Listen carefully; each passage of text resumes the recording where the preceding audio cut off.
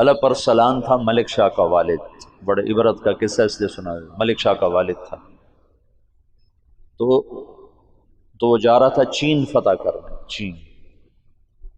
تو راستے میں ایک اس کا قلعہ تھا، اس کے جو قلعے کا جو منتظم ناظم اعلیٰ تھا اس کو بلوایا، اس نے کوئی گستاخی کر دی تو علپ ارسلان کو غصہ آیا اور اس نے اس کے قتل کا حکم دی۔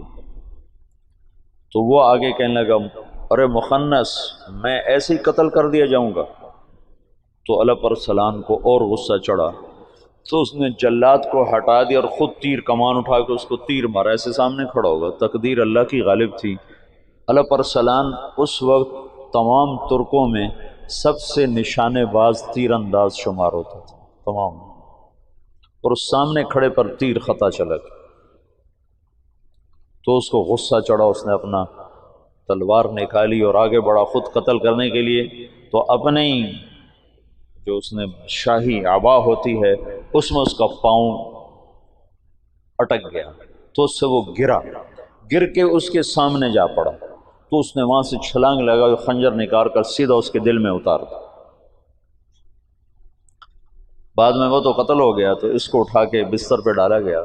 تو اس نے وصیت کی کہ میرے بعد میرا بیٹا ملک شاہ بادشاہ ہوگا اور نظام الملک اس کا وزیر ہوگا، اور اس کی ساری تدبیر وہ دیکھے گا جب تک یہ بالغ نہیں ہوتا۔ پھر اس نے کہا میں تمہیں آج ایک بات بتاتا ہوں، میں ایک بڑے شیخ کی خدمت میں گیا تھا، میں نے ان سے کہا تھا مجھے کچھ نصیحت کرو، تو انہوں نے مجھے فرمایا تھا کبھی بھی عجب میں مبتلا نہ ہو اور کبھی دشمن کو کمزور نہ سمجھنا۔ کہ یہ دو باتیں مجھے کہی، دشمن کو کمزور نہ سمجھنا، عجب میں مبتلا نہ ہو۔ کہ کل شام کو میں ٹیلے پر کھڑا ہوا اپنے لشکر کو دیکھ رہا تھا تو میری جی میں آ رہا تھا پوری دنیا میں مجھ سے بڑا بادشاہ کوئی اور یہ بات ٹھیک تھی، فعلاً ٹھیک تھی، پوری دنیا میں مجھ سے بڑا بادشاہ کوئی نہیں۔ اللہ تعالیٰ نے مجھے دکھایا کہ تجھ سے بڑا اللہ ہے، اللہ ہے۔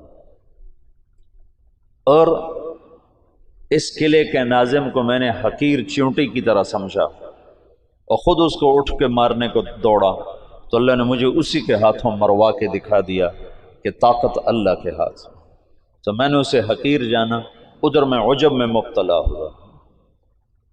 تو بادشاہی کو عجب تھوڑا ہوتا ہے اور لکھنے پڑھنے کا عجب اس سے زیادہ ہوتا ہے۔ ملک شاہ کے مرنے پر زوال آ گیا سلجوکیوں کو، سلجوکوں نے بڑی خدمت کی ہے اسلام کی، لیکن بعد میں آپس کی لڑائیوں نے انہیں تباہ و برباد کر دیا۔